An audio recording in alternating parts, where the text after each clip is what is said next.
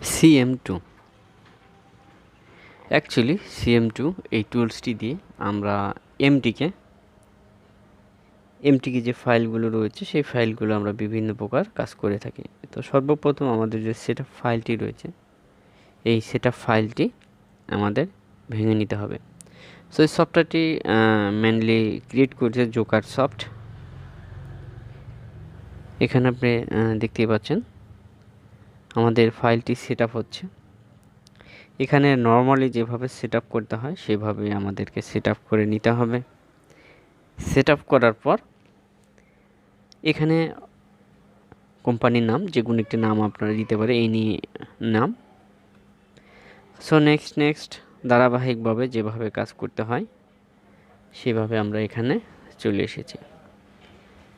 এখন আমাদের যে কাজটি করতে হবে একটু অপেক্ষা করতে হবে এবং অবশ্যই আপনার পিসির অ্যান্টিভাইরাসটি কিন্তু ডিসেবল করে নিতে হবে।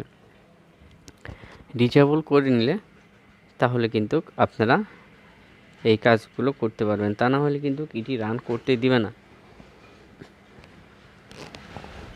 সো আমাদের এখানে একটু অপেক্ষা করতে হবে, আমরা এখানে একটু অপেক্ষা করি। এবং আপনি যদি আমার চ্যানেলে নতুন হয়ে থাকেন তাহলে অবশ্যই সাবস্ক্রাইব, লাইক, কমেন্ট এবং শেয়ার করে আমাদের পাশে থাকুন।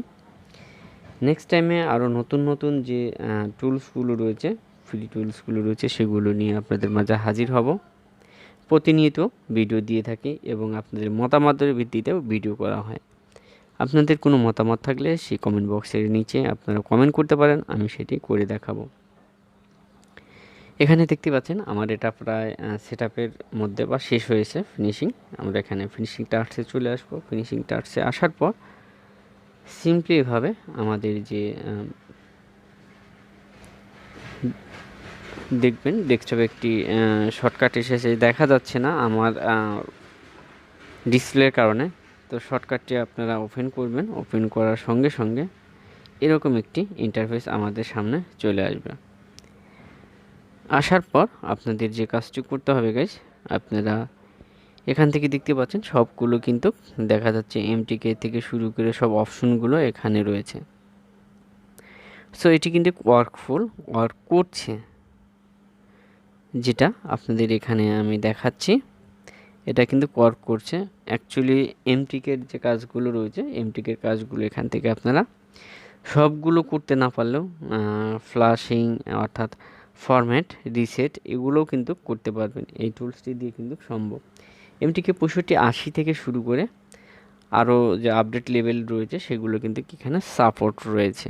সো ভিডিওটি ভালো লাগলে অবশ্যই আমার পাশে থাকবেন এবং সফটওয়্যারটি ভিডিও ডিসক্রিপশন লিঙ্কে দেওয়া থাকবে।